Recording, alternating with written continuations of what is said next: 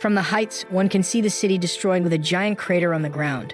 A young man is with his face dirty with blood, is holding a boy by the neck, about to throw a punch. The white-haired boy laughs and says he knew. He looks to the side and says that the protagonist is different from those useless ones. Looking at the ground, there are some bodies that appear to have been massacred in a fierce battle. The protagonist, with tears streaming and hatred in his eyes, tells him to shut up. Then the boy with a sadistic smile tells the protagonist to kill him because now he is the only one who can do it. But he refuses and says that he will not be the one to kill him. Next, he grabs the boy by the collar. And looking into his eyes, he says he promised his team that he would put him in jail so that justice would be done. As the rain falls, he says the boy will be punished by the law, but in his mind, the protagonist says that he still regrets not having killed him. Sometime later on TV, a photo of the white-haired boy appears with the headline that someone, the worst villain in history, was captured, but there were many deaths in battle. The presenter says that the villain who made the whole world tremble with fear was sentenced to death. And in the courtroom, there are several armed soldiers while Hwang is imprisoned in a straitjacket. The TV lady explains that a device was used to suppress his powers, but he is with an unconcerned smile. He will be imprisoned in the 5th sublevel of the prison for cruel villains called Ruculus. A young man watches in silence as the presenter says that some of the heroes who fought alongside Ganyu died. Hearing this, the young man shows a bitter reaction. The presenter continues saying that the funeral for the heroes of equality will be held tonight while on TV. One by one, their faces are shown. The protagonist continues in silence with a somber expression. And before the TV lady says anything else, someone turns off the TV. Ganyu then looks back and sees a young man in uniform with a friendly smile saying that he should be lying down and not watching TV since he is still recovering. This is Gang Seo, the protagonist's brother and a prison officer at Ruculus prison. Ganyu calls him by name, and staring at his own hands, he begins to reflect. Then with a bloodthirsty look, he says he himself should have killed Hwang. Gang says he made a promise to his companions, and in a memory, we see the leader of the heroes saying that their job is to save people, not kill. She continues talking to the rest of the group that they should not kill even if it is a terrible villain because even criminals have the right to be judged because they are also people. Ganyu comments that it sounds cool but asks what they would do if the heroes were killed. Then the captain asks him to promise that he will not kill anyone no matter what happens. He remains silent. Then in the hospital room, his brother says he agrees with her words. He says that only the law can condemn people, but it is agents like him who need to execute the sentences. He then shares confidential information that Hwang will be executed next week and that he will be present. He assures that Ganyu did his job as a hero, but now he must leave the rest to the prison officers. Then he gets up from his chair and calls the protagonist to say goodbye to his companions. Going to the funeral, several bouquets and thank you letters were placed on the heroes' graves, while there were also protests in favor of the villain's execution. In front of the hero's altar full of flowers, Ganyu and his brother have sad looks. They leave a flower. Then a week passed, and on the day of Hwang's execution, he escaped from his transport stretcher. Then another funeral, but this time for Ganyu's brother. He cries and wonders why. The criminal who should have been punished survived, while his brother who ended up being killed. And then sitting on the ground next to the altar, someone calls his name. A woman in uniform accompanied by 2 other guards says it's been a while since she saw him. This is the prison director who wants to talk to the protagonist. Ganyu does not respond and just stares. She hands him a tablet with a video. Then he questions what this is. She says it is today's video showing what happened at Hwang's execution. In the video, several agents are carrying the villain on a cargo cart. Hwang calls the agent next to him. Then he says that he looks like Ganyu and asks if he is his brother, which surprises Gangho. The villain questions if he is an agent because he has no powers and asks which of the 2 brothers is the oldest. But Gangho does not respond a word. Hwang then speaks again, and he asks the protagonist's brother how he feels about killing someone. Gangho is incredulous at the question, and the villain says that he is a prison officer and executioner. He bets that Gangho has already killed people and asks what the feeling is. The protagonist's brother remains silent, but Hwang says he feels it is very easy. Gangho is again shocked by what the villain is saying. Hwang, with a sadistic smile, says that it only takes a gentle touch, and they burst like a soap bubble. The protagonist's brother gets angry, and then he says that he fights against a horrible sense of guilt even when he needs to execute scum like him. He starts having nightmares after nightmares. In his dreams, the condemned appear, and they say that Gangho is a murderer just like them. The prisoners always come back to torment him in his dreams. Hwang says that despite this, he still works in the penitentiary. Then Gangho says he is just doing his job as a prison officer because someone needs to do it. After that, already in the execution room, the villain is properly placed in the execution chair. Gangho asks the prisoner if he has any last words. Hwang, with a frightening smile, asks again who is older between him and his brother, but Gangho ignores it and starts the execution. Then the countdown begins from 3, 2, 1. And just at the moment the button is pressed, everything goes dark in the video. Ganyu doesn't understand. The director explains that right at the moment of the execution, the energy of Ruculus fell due to an unidentified electromagnetic pulse. The video screen remains black. In the prison, the guards wonder if it was a blackout, and Gangho is already looking for where the prisoner is, until he hears a voice. Beside him appears Hwang, free from his restraints with a smile on his face, saying that he knew only Gangyu could kill him. Gangho yells for the other agents to get down, and then an explosion occurs. Smoke fills the corridor. An agent calls for backup on the radio, saying the prisoner broke the suppression device. While he is repeating the message on the radio, a hand touches his shoulder. Beside him is Hwang, smiling. And before the agent could say anything, his face begins to swell. The prisoner, still smiling, says that was a blast. Suddenly, the agent's head bursts and pieces fly everywhere. Gangho is horrified to see this. The psychopath begins to approach. Then he says he thinks Gangho is the older brother and asks if he is right. The protagonist's brother grabs his baton, and in a desperate move, tries to hit the prisoner. But before he could finish the blow, it was enough for Hwang to raise his hand to make his arm twist completely. It was in the blink of an eye.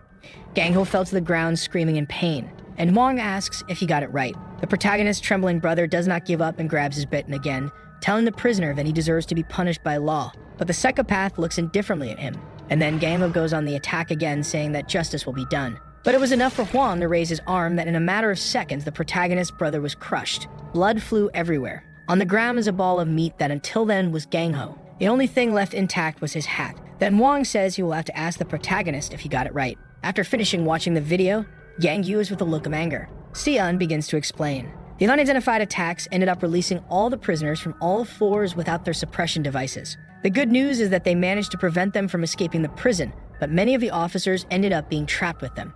Gangju, with blood in his eyes, asks who launched the attack, but Seon says they are still investigating. Then she apologizes for asking something like this at the funeral of the hero's brother, and asks if he could suppress the rebellion in Rukula's prison. Without hesitation, Gangyu agrees, but with one condition. He remembers what his companions said. The prison is currently in total chaos, with some prisoners trying to open the door.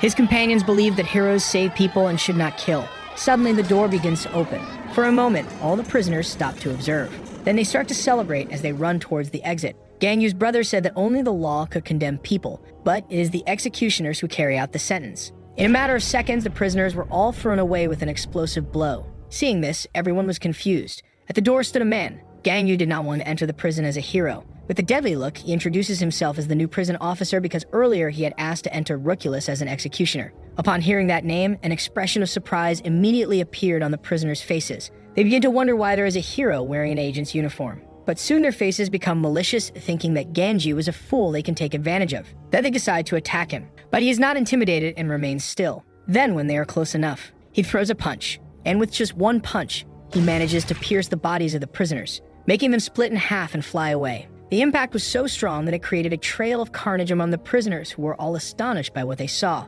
They couldn't believe what had just happened. Ganju begins to test the built-in microphone in his uniform, and then calmly begins to explain to everyone that by order of the government, everyone there from the ground floor, and each of the sublevels, up to the 5th sublevel, where Hwang is located. Upon hearing the protagonist's voice, Hwang gets excited, but Ganyu only wishes to fulfill his brother's duty, and then he completes saying that all of them will be executed immediately. The prisoners can't believe what they heard. Soon they start to scream, asking what the hell he's talking about. But Ganyu remains serene.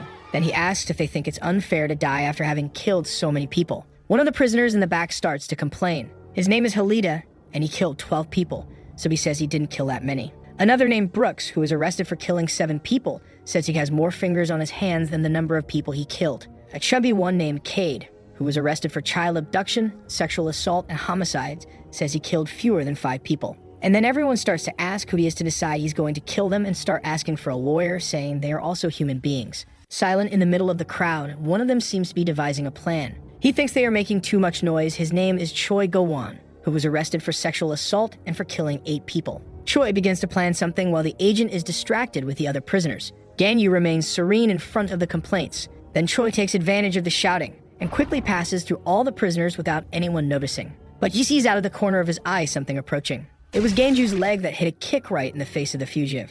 Immediately, the other prisoners fell silent, and as Choi's body falls bleeding to the ground, the new agent says he will give them a choice. He says they can calmly lock the control device and return to their cells to wait for their execution. The second option is to die by his hands right there. The prisoners are afraid to hear that, but one of them curses the protagonist and asks what he's saying. Then he says that naturally the best option is the last one. He explains that they are going to die anyway, so it's better to die rebelling. And with a cynical smile, he asks if the terms of the negotiation are not irrational in that situation. But Ganju replies that it is not a negotiation because the last thing he can offer them is mercy. Immediately, all the prisoners begin to tremble for their lives and even come to question why a hero of equality is there. Some prisoners decide to use the control device again, but the sarcastic prisoner begins to open his mouth with a glow coming out of it. Then he lets out a sonic scream, and this makes all the prisoners fall silent again. He raises his finger and calls for everyone to listen to him. Then he says that even if he is a hero of equality, there is no need to make a deal with just one strong man, because he has already managed to kill a second-class hero through teamwork,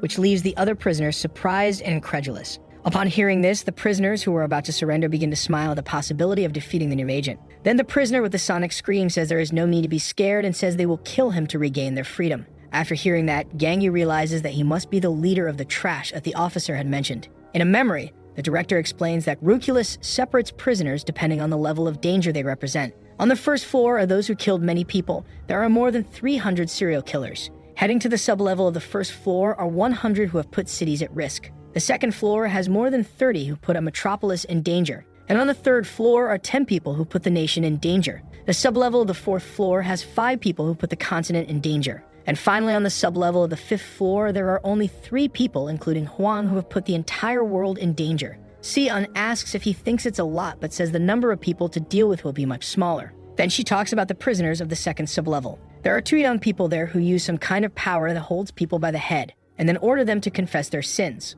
Already on the sublevel of the 5th floor, where Huang finds another girl who has freed herself from the restraints of the straitjacket. He holds a ball of meat in his hand and says he didn't know there was someone there, while the director explains to the protagonist that they are not very friendly with each other. The girl looks at Huang indifferently. He gives a sadistic smile and says he will be able to pass the time until Ganyu gets there. Then the director continues explaining that the first floor is unique. She shows a photo and says all the prisoners are united around that prisoner. In the photo is the prisoner who shouted his name is Hillison. He has a special ability that strengthens comrades through the sound he emits. Back in prison, Ganju says the prisoner killed 7 people in a hospital and counting the heroine total was 8 people. But Hillison corrects him and says it was 10 people. Then with a malevolent smile, he says the heroine was pregnant with twins. The protagonist stares in silence. Then he calls the director on the microphone of the uniform and asks how strong the prison is because he will need a little strength, but she tells him not to worry because she guarantees that the prison will not collapse. The protagonist is relieved that he will not need to hold back his strength. Hillison says he is bluffing.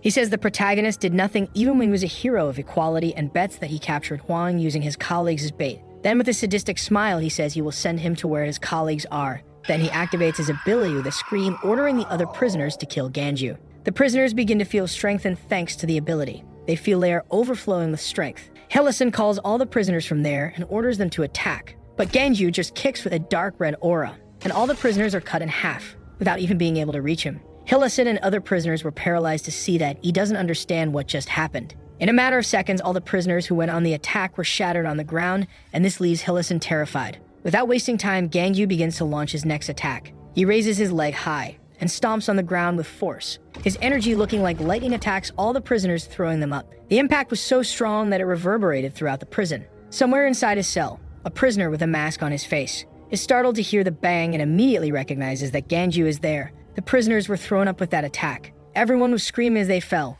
But looking up, Ganyu is coming from above with energy emanating from his hand about to punch. His hand turns into a claw as he begins to activate his ability mode. Upon hearing this, the prisoners scream and try to attack him to stop his blow. But Ganju activates mode 1 of his ability. An array of energy pierces all the prisoners at the same time, forming a web of death. In a matter of seconds, the prisoners were cut in half. Hillison didn't even have time to react. He couldn't believe it. With a single attack, Ganju left a pile of bodies behind. The prisoners had been slaughtered. Then the protagonist gives the report over the microphone. All the prisoners on the first floor were executed, so he will proceed to solitary. Ganyu wonders how many people were killed. He no longer knows if they were dozens or hundreds. In a corridor, he finds 2 more prisoners and orders them to choose. Either they put on the suppression device or they will be killed right there. The strong prisoner is outraged by this, and then he goes to attack him. But it only took a kick to explode the prisoner's head, while Ganju, unconcerned, remembers that Si-un said there were about 300 prisoners on the first floor. The other man is frightened to see the way the other prisoner was killed, and immediately says he will put on the device.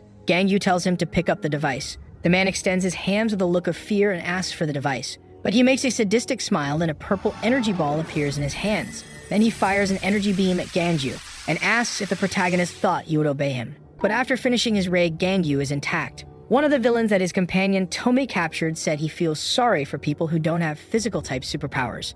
After Tone captures her with her chain ability, the villain says that people with that kind of power will never know the exhilarating sensation of crushing a person with their own hands. And as Gangyu punches the prisoner, he wonders if this should give a feeling of euphoria. But he says it just feels like breaking an egg with his fist. Upon reaching solitary, he enters the code to open the cell. Inside is a man, and he says he was wondering what all that noise was. The masked prisoner, upon seeing the protagonist, confirms that it was him responsible for the noise. He asks how long it has been. This is Chiuk Fielder in prison for cannibalism and desecration of corpses. He stands up and comments that the hero got another job, although he doesn't seem to have a good face. Then Ganju offers him to choose between putting on the device or dying. The prisoner takes off his mask and says he didn't know they would meet like this. In a memory, Chiuk is tied to a stone post, tied by Tomei's chains. But at that moment, Gangyu realizes something. A pot with blood dripping next to a severed hand. Chiuk asks if it looks tasty, and with a sick smile, he says they were killed and cooked recently, so it would be delicious. Upon hearing this, Gangyu says the villain leaves him no choice. He already activates his power. His companions look worried, and Gangyu says he will have to kill the villain. But someone yells his name, the captain of the heroes. With a sad look, she says no. Gangyu walked away annoyed. Chiuk comments that he seemed very uncomfortable and the heroes decided to subdue him instead of killing. In the cell, Gangyu is already with his power activated and says that if he does not choose to put on the device, then he will consider that he chose death. The prisoner asks Gangyu if he knew why he killed so many people. But in a quick move, the protagonist rips off the prisoner's head and says he's not interested. But a voice continues to speak. Chiuk is still alive and says he killed people, so they would remember him. Then he continues saying that when he kills someone, he becomes the most memorable person in their lives. And thanks to his power, he can use it to record his memory in the eyes of terrified victims, using his hallucination powers so they never forget him even in death. And the proof of this is that he remembers everyone he killed. Then he asks Gangyu if he should show each one of them. So Chiuk begins to use his power to bring a girl. But before he could react, his arm is cut off with a quick blow. As his arm bleeds, Gangyu wonders if that's why he's a solitary prisoner. He forms a sword with his energy while saying he really wants to stop Chiuk's chattering mouth. Then he comments that his power can't be fast enough to dodge Gangyu's attack. Chiuk, before dying, asks the protagonist if he remembers how many people he has killed so far. Gangyu says he doesn't remember because trash like him don't deserve to be remembered. But he is surprised to see something. His fellow heroes appear in front of him. The captain looks at him with sorrow, asking him not to do that. Gangyu is speechless. His companions calling his name. And Chiuk, nervous and with a sadistic smile, says maybe the protagonist will remember this. But while Gangyu's companions call his name, he does not hesitate. And with a single blow cuts all the hallucinations, which then dissipate immediately. Gangyu, with a fierce look, asks if the cheap tricks are over. Chiuk, seeing this, is speechless. Then he says he can't believe Gangyu cut his colleagues without hesitation. The protagonist approaches while explaining that his companions were already dead, making the man look at him with fear, as Gangyu cuts him in half with a single blow while saying they are all illusions in the end. Then he says he is no longer a hero, but a prison guard. Chiuk Fallen responds that he is not a simple prison guard, and in his last breaths, he says Gangyu is nothing more than a monster not much different from Huang. Hearing this, Gangyu looks surprised. On the 5th sublevel, Huang is still holding the meatball in his hand. He says there wasn't even a single act of resistance from the girl lying on the ground. She remains silent. Huang wants to know when Gangyu will get down there, and he wonders if maybe he should go up. Outside, it's already night. From the top of a mountain, 3 people watch what happens in the prison. A man calls the woman Sinka Nim and asks when she wants them to start intervening. But she is watching the prison security cameras on a tablet until Gangyu appears. Seeing him, she is happy and says he will be her husband. The man can't believe what he heard. Then Sinka repeats that Gangyu will be her husband. The man named Canis says Mrs. Sinka already wanted Huang as her husband. The woman on his other side is called Kado, and she agrees with Canis, saying that's why they launched the attack to save Huang. Canis says Gangyu is a hero and an obstacle to human progress. The woman who is watching says he was a hero, but now doesn't seem to be one. Canis and Kado say she has to choose only one because polygamy is a crime and Sinka is undecided about which of the two to choose. Then with an excited look, she decides she will choose the one who survives. With a smile, she wonders which of the two it will be. In the cell, the director appears to congratulate Gangyu on his work. After seeing the fallen bodies, she comments that he didn't waste time and cleaned the first floor in an instant. Then she suggests that he rest a little since the prisoners will become exponentially more powerful, but Gangyu denies. He wants to go down immediately, so he asks her to open the door. She agrees, but before he goes down, Si-eun has a favor to ask. She says she is still receiving signals, because there are still living guards on the lower floors sending signals. So she asks him to help them so they can return to their families. Gangyu asks if Si-eun knows how many agents are alive on each floor, but she says she doesn't know the exact number because all communication devices are broken below the first floor except for one. On one of the lower floors, an agent crawls on the ground. The cameras and all other communication devices on the 5th sublevel are working. The agent screams, begging for help, but behind him is Huang, accompanied by a flying woman. The villain just raises his hand. Then the guard starts to swell and explodes, throwing ketchup everywhere. Si-eun says she's sure someone wants them to see what's happening down there. After hearing this, Ganju says he will go ahead, then the agents warn they are ready to open the door to the first sublevel. Then the director grants permission. As the door opens, she says again to be careful because there is a difference in strength between the prisoners of the first and second floors. They are like heaven and earth. But the door barely opened, and two prisoners suddenly appeared and hit a blow on Ganju. One of them calls him an idiot, and the other asks if the fastest is the winner. Immediately, Ganju begins to be shot by several prisoners. They were already prepared because they knew the protagonist would go there. Seeing this, the director is worried about Ganju, but right in front of her, a prisoner appears saying she should worry about herself because she also has her own problems. He notices something when he sees her up close. Then seeing that she is the head of the guards, he grabs her by the neck and says it's a rare opportunity. He says he always wanted to take that presumptuous look off her, and he wonders what he should do. Then he yells to the other prisoners, saying whoever catches the director first will have an opportunity. But he soon loses his speech when he looks back. All the prisoners were dead on the ground. He doesn't understand what happened. But when he looks up, Ganju is coming from above with an energy-charged punch. And again with a single punch. He shatters the prisoner. The impact knocks the director to the ground. Then Ganju warns. He says for her not to go down to the next floor, because it's not safe. Si-eun, still somewhat surprised by the situation, agrees. But when Ganju is leaving, she calls him and says that the villain Tomoki captured by Toma is in isolation on the first sublevel. He says he knows and goes ahead. Meanwhile, in the solitary cell on the first sublevel, the prisoners, after hearing the bang of Ganju's blow, begin to wonder if the prisoners managed to escape. But a woman calls them stupid and says of course not, then asks if they think there is someone among them capable of making such a big noise. This is Tomoki, who has already killed 28 heroes. She says she told the prisoners to stay, but they didn't want to listen.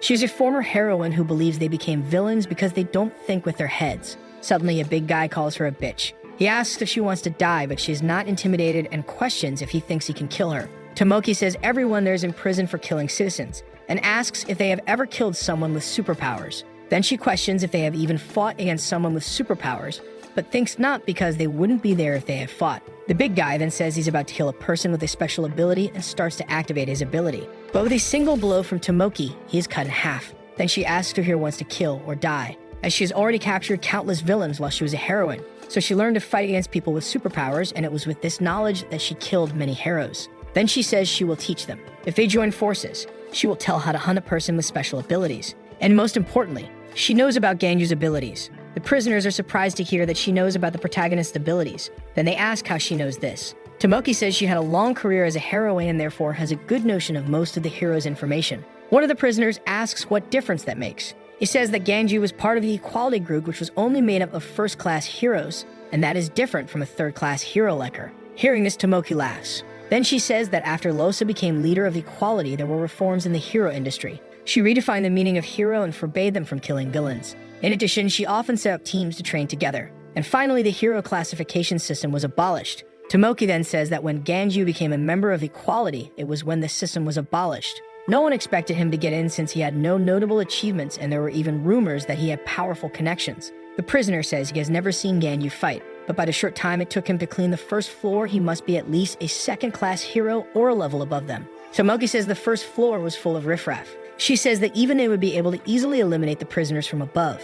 On that floor, all the prisoners had murdered over 1,000 people each, and the one with the most murders on his account is the one talking to Tomoki. Then she says she's not saying Ganju is weak because he is certainly strong, but she knows what his weakness is and therefore guarantees they can hunt him. Speech asks if she's sure about his weakness. She then asks if they have any other option besides that. Next, she asks what they are going to do because the enemy is approaching. The prisoners decide to join her. Speech remains silent until Tomoki asks if he will also go. He decides to join too and asks what the plan will be. Centuries ago, when superpowers appeared in humans, researchers classified them into 3 main categories. The ability to transform or strengthen the body is known as physical type. The ability to create something out of nothing is the creation type superpower, and those not included in the other categories are of the special type. In prison, the prisoners stare at him, and there is Ganju walking calmly. A blue ray interconnects the prisoners by the eyes. This is Tomoki's ability, capable of allowing communication by brain waves, which also allows them to see what the other prisoners are seeing. She knows that Ganju's superpower is of the physical type like hers. Tomoki remembers when she realized she had discovered his weakness when she was still a heroine and saw him training. He was using a training robot, a robot made for combat training. Back in prison, Ganju again offers 2 options. Either put on the suppression device or die. But a purple ray begins to shine from inside his cell, and a shot hits him, just like in training with the robot. Tomoki asked the prisoners to use the cell doors as a shield, so that users of Creation's special abilities could attack from a distance. A sequence of shots were fired. Speech says the protagonist is just taking the blows as Tomoki had said. She knew there was a reason for Ganyu not to dodge the attacks. The reason is because it wasn't worth it for him to dodge. So thinking about this, Tomoki added one thing to the long-range attacks, and suddenly Ganyu is caught by surprise. Several suppression devices were attached to him through the long-range attacks. From afar, a guy uses his ability to fix the devices. The plan seemed to have been a success. Earlier, Tomoki sent the prisoners to search the guards' corpses for devices. Speech says they are devices from the first sub-level and asks if they will work on him. But Tomoki says that 10 of these should be enough to suppress a second-class hero and 15 for a first-class hero. Then she gives this task to Million, who has the power to attach an object to a target. Next, she says that just to be safe, they will attach 30 devices. Ganyu is full of devices on his neck, arms, and legs. Seeing this, the prisoners get excited. But there were 3 mistakes in Tomoki's strategy. The devices began to break. That was the first mistake. In a matter of seconds, Ganyu was released. The prisoners were without reaction, and right after he punched several prisoners into the air. The devices didn't work because Ganyu's strength far exceeds that of a first-class hero. Speech reports that all devices were destroyed, while Tomoki is speechless. After the attack, the surviving prisoners begin to run, and Tomoki passes on the message to prepare the next strategy. Then someone tells Ganyu not to move. A prisoner is using an agent as a hostage and threatens to kill him if the protagonist moves. Other prisoners are also holding 2 more hostages while trying to negotiate. But before they could finish talking, Ganyu uses his ability and launches a ray that pierces the prisoners, killing them and freeing the guards in a matter of moments. That was the second mistake. Despite Ganyu's power being in the physical type, it is also of the special type. And there was also the third failure. One of the prisoners calls the protagonist, says he will put the control device back on, and then asks for his life to be spared. But Ganyu kills him before he could finish speaking. This was Tomiko's third mistake, trying to use a strategy for someone to whom that strategy does not apply. Ganyu uses his power to attack all the prisoners around, even those who are far away. Then with an annoyed look, he says it's too late. From afar, Speech was following through brain waves. Seeing this, he becomes frightened, desperate and asking Tomoki if there is another plan, but she ignores him and refuses to believe what just happened. He screams saying he shouldn't have believed her, but Tomoki continues to question why the devices didn't work even though there were 30. Speech says he will put on the controller, and she tells him to shut up. Then she gets angry and pierces his chest with an attack. Then she starts to ask who he thinks he is to raise his voice because they are not on the same level just because they are together. After killing Speech, she comments that she had more than enough to contain a first-class hero. But he managed to break everything, and frightened, she wonders why he didn't fight on the front line since he is so strong. None of that made sense to her. Suddenly there's a noise. A penitentiary agent was crawling. Noticing that he was seen, he starts to cry, desperately begging for help. Then he raises his arm about to attack him, but his hand is cut off. It takes her a while to understand, and behind her is Ganyu. Initially, he calls her a heroine, but soon corrects himself and calls her a prisoner, then asks if she has any last words. The woman starts to laugh nervously because she knows she's in trouble. Ganyu asks if those are her last words, but she asks if it's true that he is the only hero of equality still alive. When he confirms, she chuckles, and then asks if Tomei also died. But Ganyu remains silent. With that, Tomiko has confirmation that Tomei really died. She comments that she told her silly little sister not to become a heroine, then says she can't believe he killed so many people being part of equality, and asks if the other heroes know about it. She tries to provoke, saying he knows that Losa tried to change the hero industry, but wonders if she wouldn't be sad to know that he undid all her work. Ganyu stares at her for a while and says her last words were too long. A while ago, when Tomoki became a heroine, she felt there was something wrong with the hero industry. They hunted villains, and this gave immunity even when citizens were killed in the process, and they were above the law. In an alley, a thug holds a girl pointing a knife at her neck when a hero arrives. He yells at the hero not to move, but in a single attack, the criminal is cut in half, which also ends up killing the girl. While a hero gives a malicious smile and says the mission was accomplished, Tomoki was called Bliss for a simple reason. She was walking hand in hand with her younger sister, who said she always helped her. That girl was Tomei, who said she was very incredible, just like a hero. Tomei had no superpower and depended a lot on her sister. But there was also something twisted somewhere in Tomoki's mind, because she agreed with Tomei, saying that she really is incredible with a somewhat arrogant tone. She had a job as a heroine, the job of saving people, but instead of feeling proud, she did it to feel a sense of superiority over others. Tomoki continued with her activities until she killed a villain for the first time during a mission, on her first murder. For the first time in her life, she felt an overwhelming sense of superiority that she had never felt before.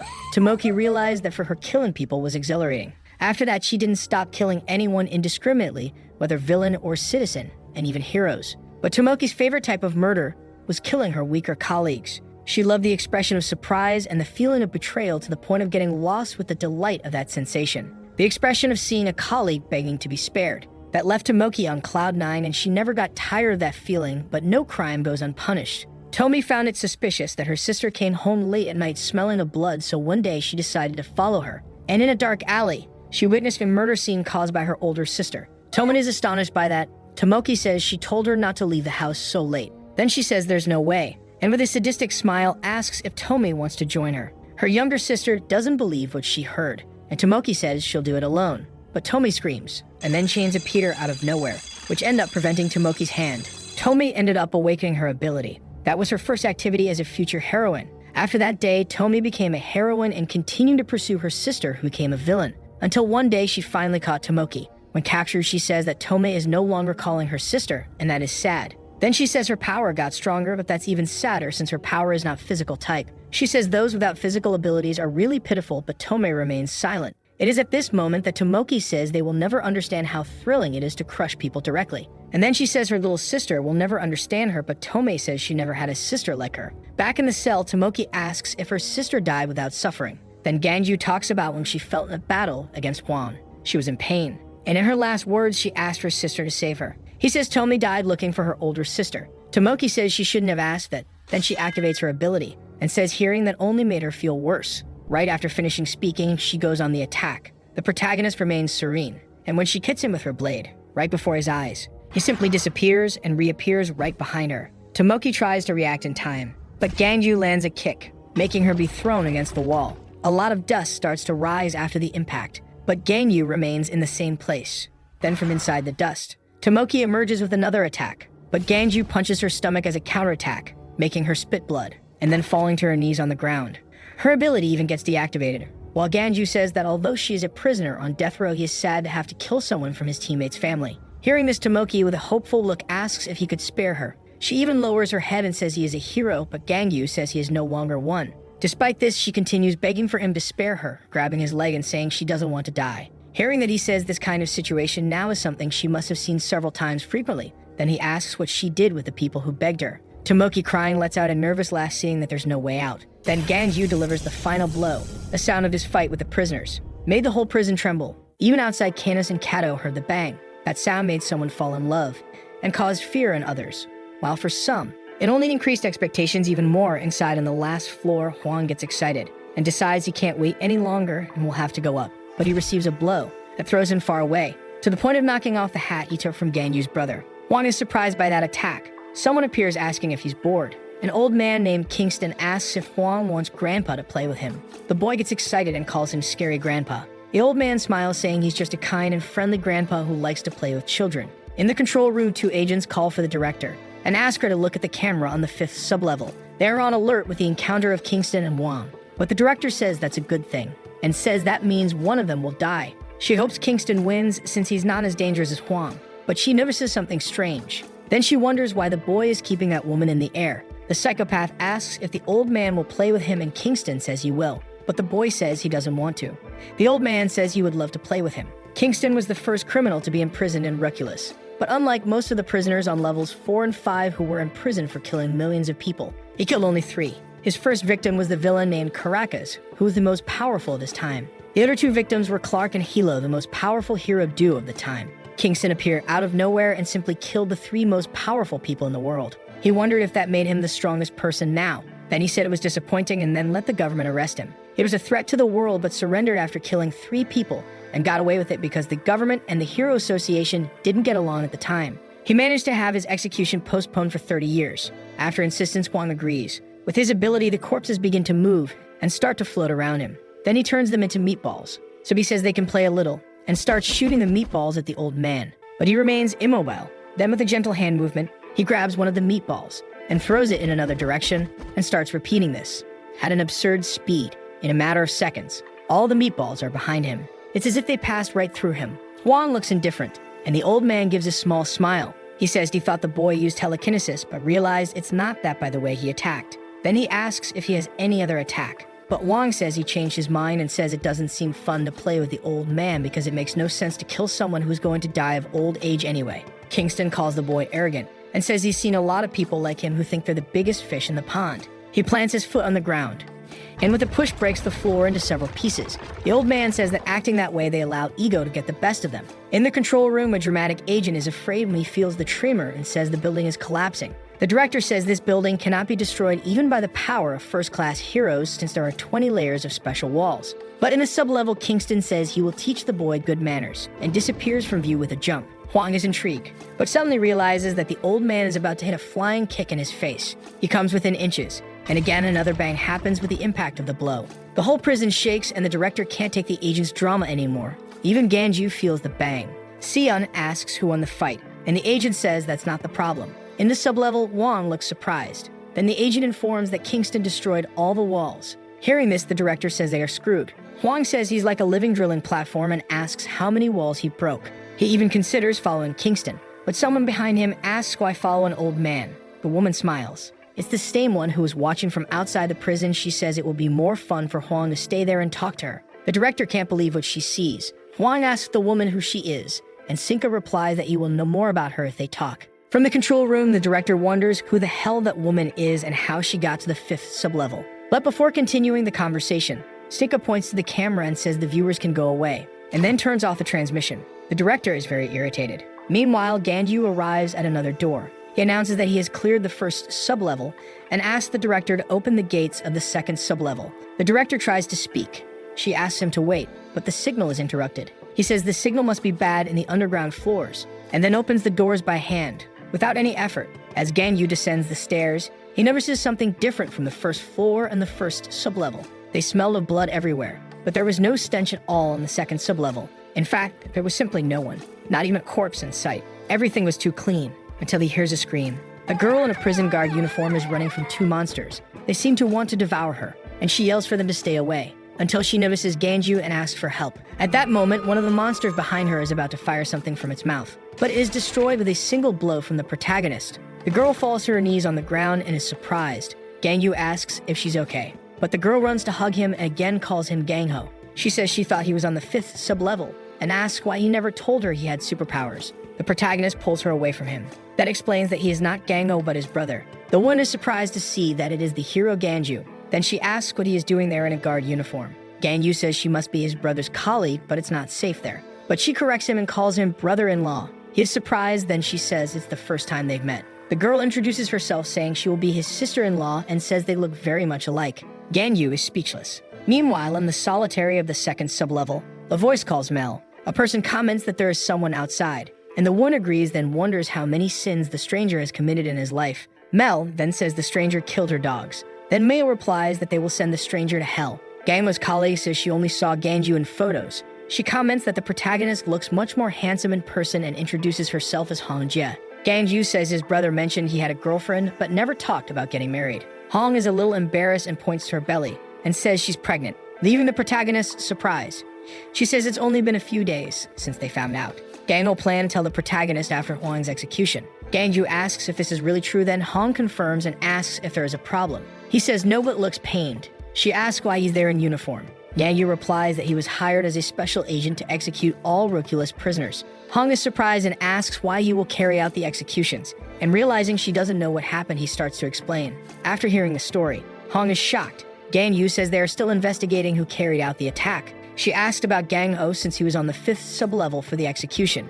Ganju starts to speak, but seeing the look of concern on his sister-in-law's face, he simply can't. So he says there is someone sending signals from the 5th sub-level. Hong is relieved to hear that. Then the protagonist says he will take her to the upper floors, but she says she will stay. Because she can help him go down, then he asks what led her to think that. Hong reveals she has the ability to read a person's memory by looking at them. But soon she tells the protagonist not to worry because she hasn't read his thoughts. She explains that she uses her ability to provide psychiatric help to prisoners to find out if they are really guilty or not. Ganju asks how they can help him. Then she says the entire 2nd sub-level is under the control of Meal and Mal, 2 siblings in solitary who have special and creation-type powers. They have the ability to summon creatures, and when they hit someone's heart, it turns the victim into a puppet. All the prisoners on the 2nd sub-level have become their puppets, but Ganju says he already knows this information because they were disciples of Manga. So he says he doesn't need information about them and tells her to go back, but she refuses again. because some of the siblings' puppets are penitentiary agents. She says the protagonist will not be able to differentiate the agents from the prisoners since they all became puppets, but she can use the memories to identify them.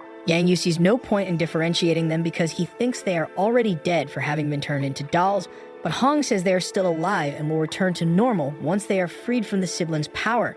The protagonist said that there's no way the brothers can do it, but she asks him to try. She is sure that she can convince them. Gang Yu worries about her safety and the babies, but doesn't matter. She says that before being a future mother, she's a prison officer with a duty to fulfill. Gang Yu ends up remembering his brother. After thinking a bit, he agrees. He uses his power, causing an energy to begin to surround Hong. She gets startled and the protagonist's ability lifts her into the air. A sphere forms around her, and then Hong asks what it is. Gang Yu explains that his power will keep her safe from any dangerous situation. She finds it strange and hopes it won't affect her body. They continue onward, until they encounter several creatures with halos. Hong says that this is Meal's power, and reminds the protagonist that other officers were captured, so he asks which of them are agents. She focuses, and activates her ability. With a look, identifies that the two behind are agents. Then she starts to talk about how Gang Yu should act, but the sphere begins to darken, until she can't see inside, to the point that her voice is even muffled. There is an easier way. He activates his power, and says the officers will be spared,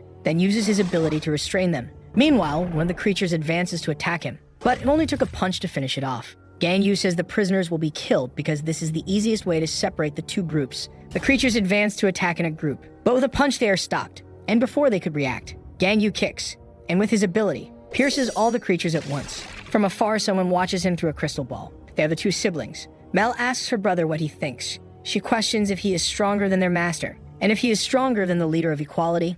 Meal remains silent. Mel hugs him in fear, but her brother tells her not to worry, because it will not be easy for Gang Yu to kill them. Hong yells from inside the sphere. She asks why the protagonist imprisoned her that way, then he apologizes for not having warned beforehand. When she asks what happened, Gang Yu replies that the prison guards have been taken to quarantine for now, and all the prisoners have been executed. Hong doesn't understand, then says the execution devices are on the 5th sublevel, but Gang Yu says he executed them himself. He asks if there is any problem with that, but she asks whose idea it was, being answered that it was his own. Hong asks if the director agreed, and he confirms that she did. She is silent for a moment, and with sorrow in her eyes, she starts to say something but can't. Gang Yu says nothing. She asks if he's okay, then he says he just fulfilled his duties as a prison guard and asks if there's anything wrong with that. But Hong says of course there is. She argues that a guard's job is not to kill prisoners but to rehabilitate them. But before she could continue, Gang Yu says he's tired of hearing these idealistic speeches all the time. Things like what Losa or his brother said. He knows very well the result of pursuing these ideals.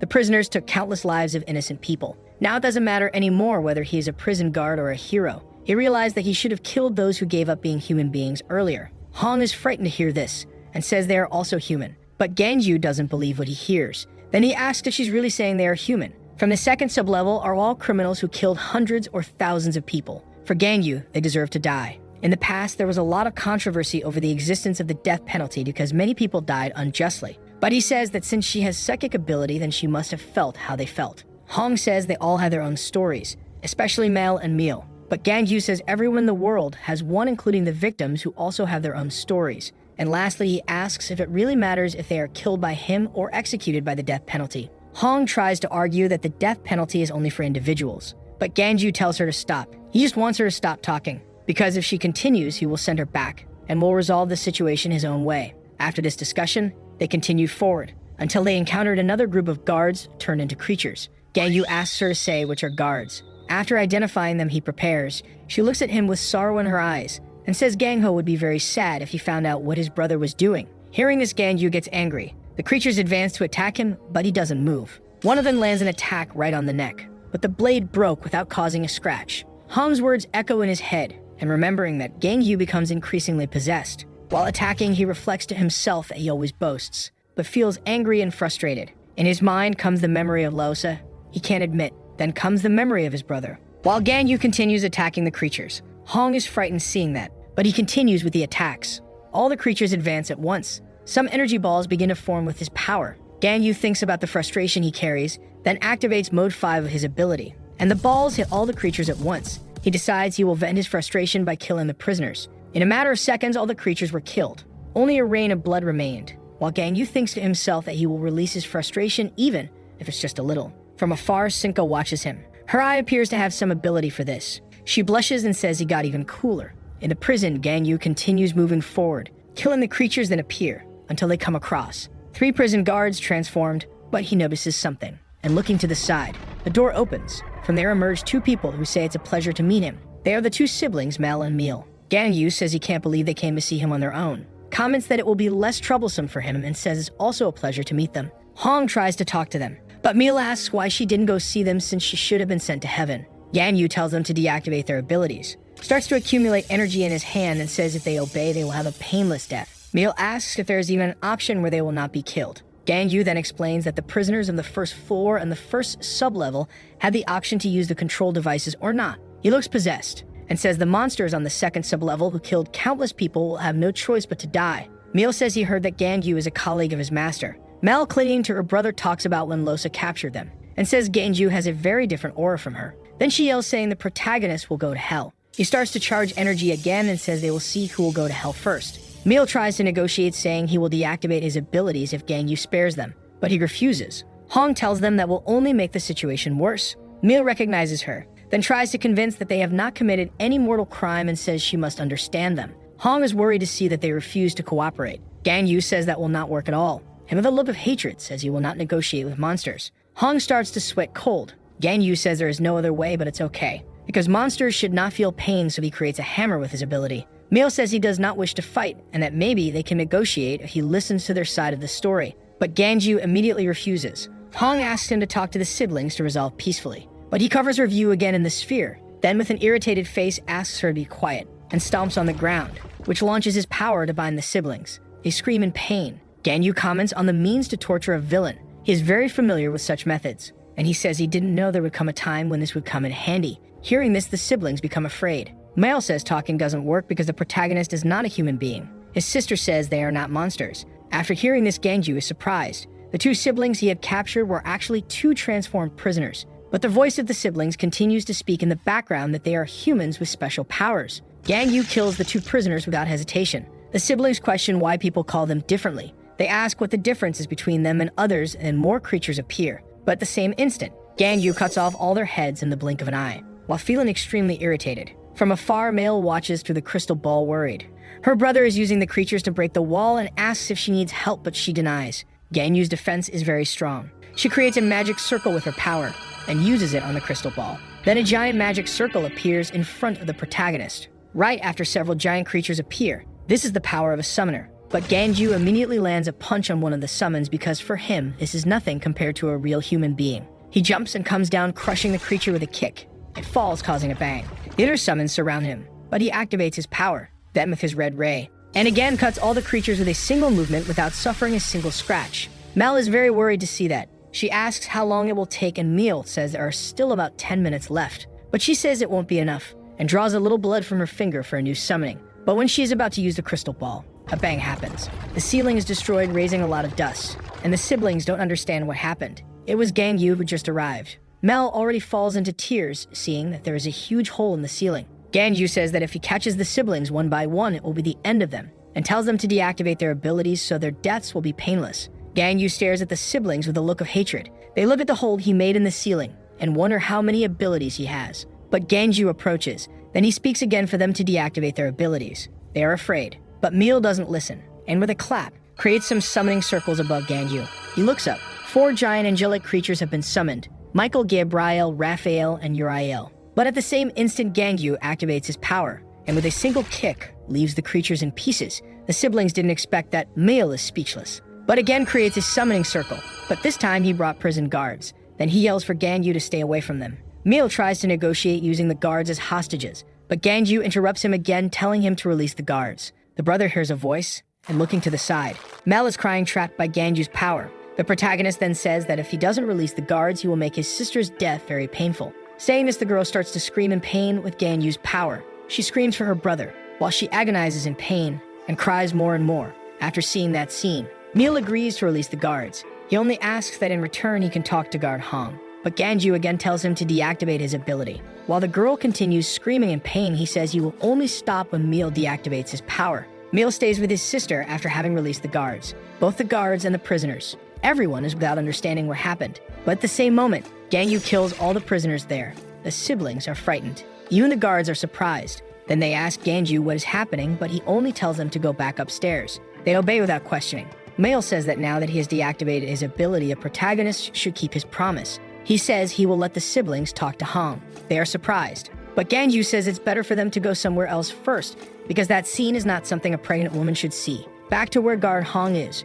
She asks what happened, but Ganju says the job is done. After knowing that all the guards have been released, she asks about the siblings. And Ganju says they wanted to talk to her before they died. Hong tries to say they can use the control device, but the protagonist tells her not to make him repeat. The monsters of the second sublevel who killed countless people will be killed by his own hands. Guard Hong is again astonished by that response. But Meal asks her if they really did something to be killed. He says they did nothing to justify their execution and asks her to say something about it. Ganju asks her to be quick. She says the siblings' names and says they need to be killed. Upon hearing this, the siblings hug each other sadly. Hong tries to say something else, but in the end she ended up not being able to say anything else.